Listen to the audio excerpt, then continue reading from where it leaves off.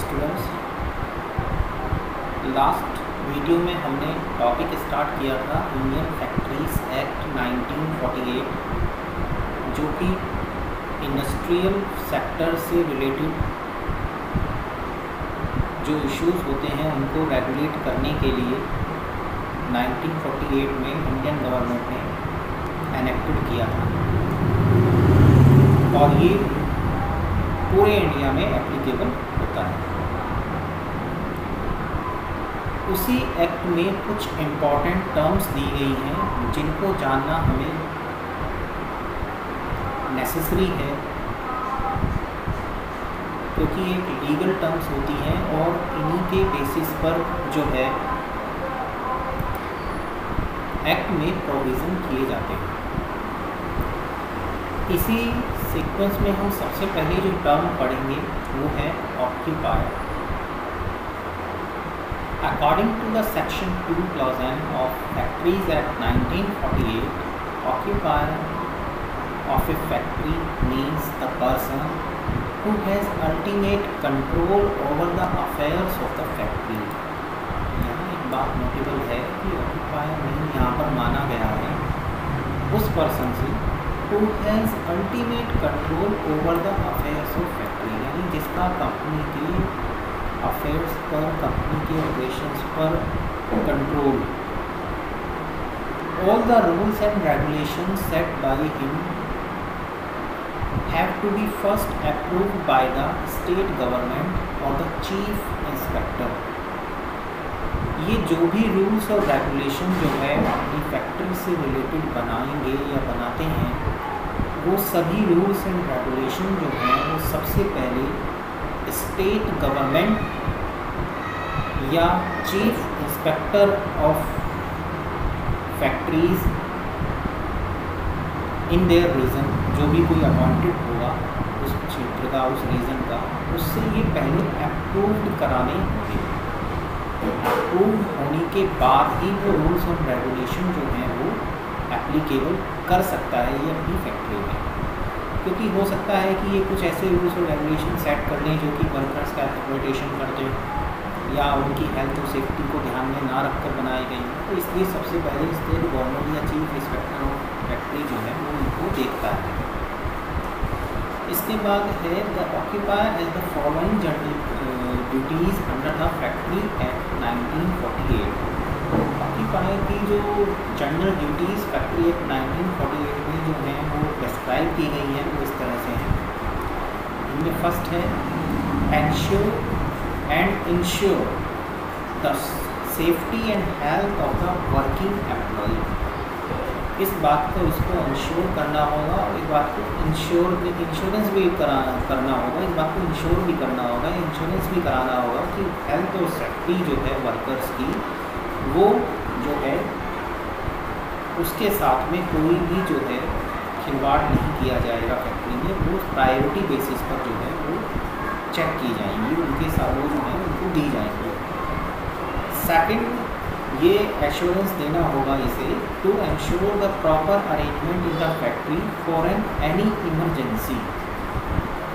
ये भी इसको प्रॉपर जो है ये एश्योरेंस देना होगा कि इसने अरेंजमेंट किए हुए हैं फैक्ट्री में कि अगर कोई भी इमरजेंट कंडीशन आ जाती है या इमरजेंट सिचुएशन आ जाती है फैक्ट्री में, तो उस कंडीशन में फैक्ट्री में प्रॉपर अरेंजमेंट हो उन सिचुएशन से निपटने के, उनसे बाहर निकलने के, ताकि वर्कर्स को कोई भी लाइफ लॉस ना हो और उनकी हेल्थ और सेफ्टी के साथ कोई खिलवाड़ ना हो।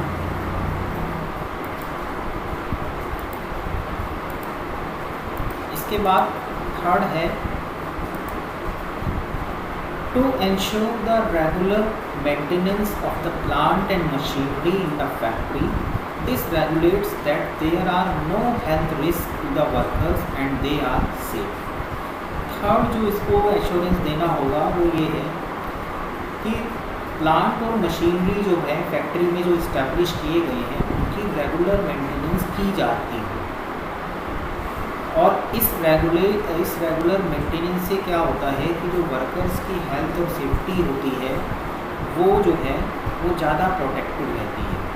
और ये भी बताना होगा कि कोई भी रिस्क नहीं है वर्कर्स की हेल्थ या सेफ्टी को लेकर के इन प्लांट और मशीनरी को ऑपरेट करने से। फोर्थ जो पॉइंट है वो ये है, there must be maintenance of a healthy environment in the work place. वो वर्किंग प्लेस में एक हेल्दी एनवायरनमेंट जो है वो प्रोवाइड करेगा अपने वर्कर्स को, ताकि वो वर्कर्स जो हैं उनकी हेल्थ और सेफ्टी जो है प्रोटेक्टेड रहे। फैक्ट्रीज़ में होता क्या है कि बहुत सारी मशीनरीज जो हैं वो काम करती हैं, उनकी वजह से नॉइज़ पोल्यूशन जो है क्रिएट होता है। साथ साथ जो है वहाँ पर जो है वेंटिलेशन की प्रॉब्लम क्रिएट हो जाती है, क्योंकि धुआं, गर्मी, ये सब चीज़ें वहाँ पर बहुत ज़्यादा होती हैं। तो इससे क्या होता है, वर्कर्स की हेल्थ पर एडवर्स इफेक्ट पड़ता है इन चीज़ों का। तो ये सब चीज़ें जो हैं वहाँ पर ना हो और उनको एक हेल्दी एनवायरनमेंट जो है वहाँ पर मिले काम करने का, ये देखना जो है वो ऑक्यूपायर की रिस्पॉन्सिबिलिटी होगी।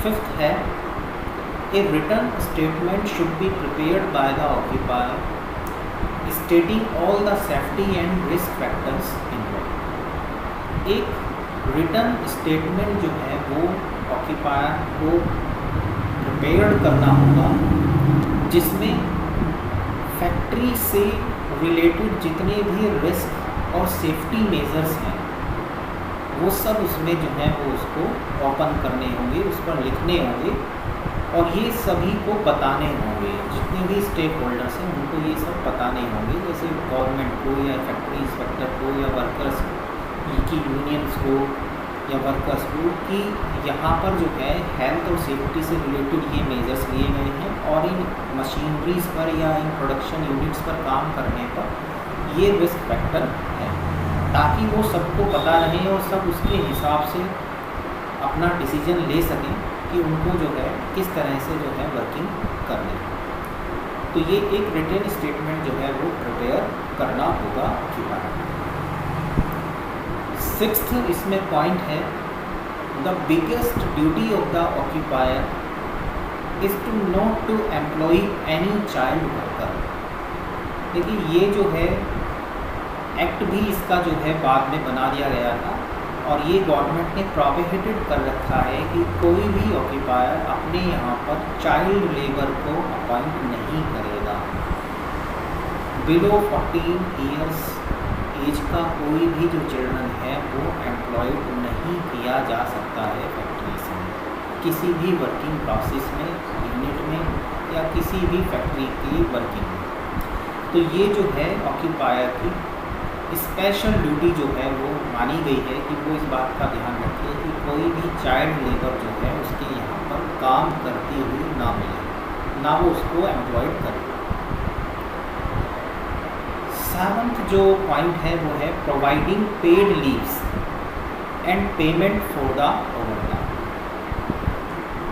ऑक्यूपायर को ये भी जो है प्रोवाइड करना होगा कि जो लीव्स वर्कर्स को प्रोवाइड की जा रही हैं वो लीव जो हैं वो पेड लीव हो। यानी ऐसा ना हो कि वर्कर्स को अगर वीक में एक दिन की छुट्टी दी जा रही है, 6 दिन काम लिया जा रहा है और 1 दिन की छुट्टी दी जा रही है वीकेंड पर और उसके बाद फिर आगे उससे 6 दिन काम लिया जाएगा। तो ऐसा देखने में आता है कि बहुत से एम्प्लॉयर क्या करते हैं कि 6 दिन की सैलरी तो पेड करते हैं, लेकिन 7th डे की जिस दिन उनको लीव दी गई है उस दिन की सैलरी उनको पेड नहीं करते हैं या वेजेस पेड नहीं करते हैं। तो ये बात ध्यान रखनी है कि वर्कर्स की जो जेन्युइन लीव हैं, जो अप्रूव्ड लीव्स हैं, वो जो है लीव्स पेड लीव होंगी, वो लीव जो है विदाउट पे लीव नहीं मानी जाएगी। साथ साथ जो है वर्कर्स से जो ओवर टाइम कराया जाता है, वर्कर्स से जो है उनकी शिफ्ट पूरा होने के बाद जो एक्स्ट्रा वर्क कराया जाता है उसको ओवर टाइम बोलते हैं। तो ओवर टाइम की जो वेजिस है उसकी जो वेजिस रेट है वो नॉर्मल वेजिस रेट से ज़्यादा होनी चाहिए, ज़्यादा होगी और साथ साथ जो है उनको उस ओवर टाइम के लिए पेमेंट भी किया जाएगा। ये बात जो है इंश्योर करनी है ऑक्यूपायर को कि ये जो है प्रोविज़न जो है फैक्ट्री में एप्लीकेबल है। तो इस तरह से ये ड्यूटीज़ जो हैं वो फैक्ट्री एक्ट में ऑक्यूपायर से रिलेटेड डिस्क्राइब की हुई।